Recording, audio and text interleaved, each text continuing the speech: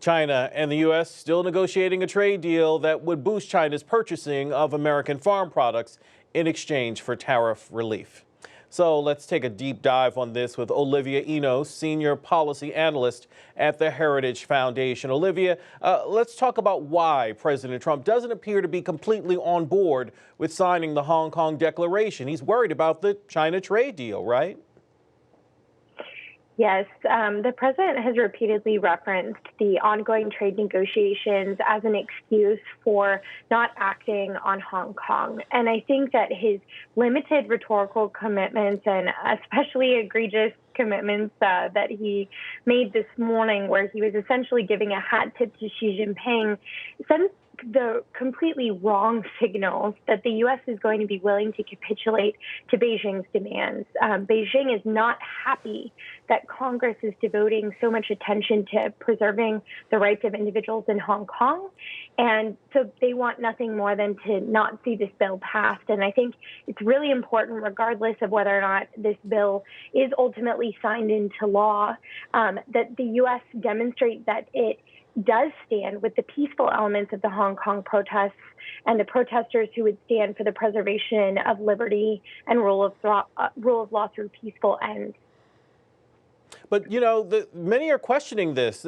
Some are saying the U.S. shouldn't be weighing in on the Hong Kong demonstrations, that it may not be the right thing to do for America to stand with the demonstrators. But as you say, taking a stand with pro-democracy protesters is what the U.S. should be involved in.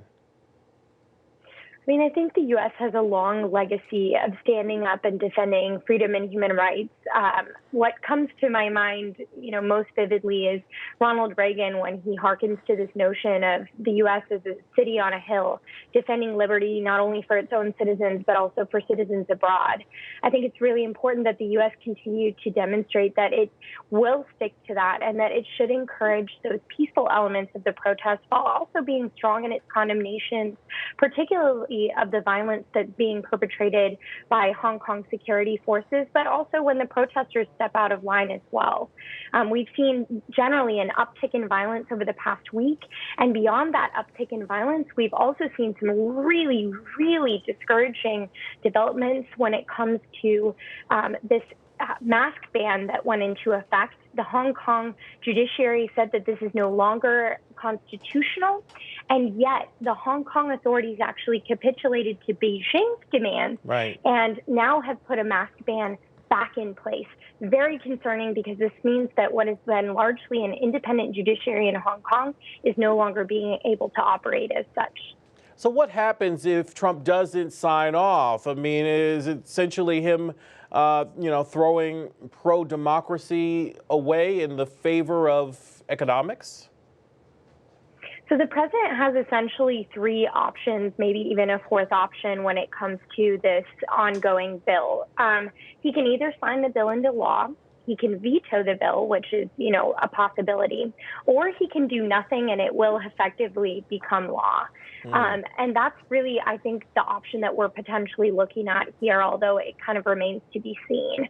But I think, we've seen strong statements from Secretary Pompeo. We've seen strong statements from State Department. And now, of course, this really strong move of support in Congress for the Hong Kong protesters. It's really just the president who remains, who has been unclear as to whether or not he values the freedom of Hong Kongers. And I think that there really needs to be a clear and unequivocal statement that we support freedom, we support peaceful movements for freedom, and that the U.S. will, try to do that to the best of its ability. And I think that generally requires the president to be on board. Right. All right. Olivia Enos, Senior Policy Analyst with the Heritage Foundation. Thanks so much for being here.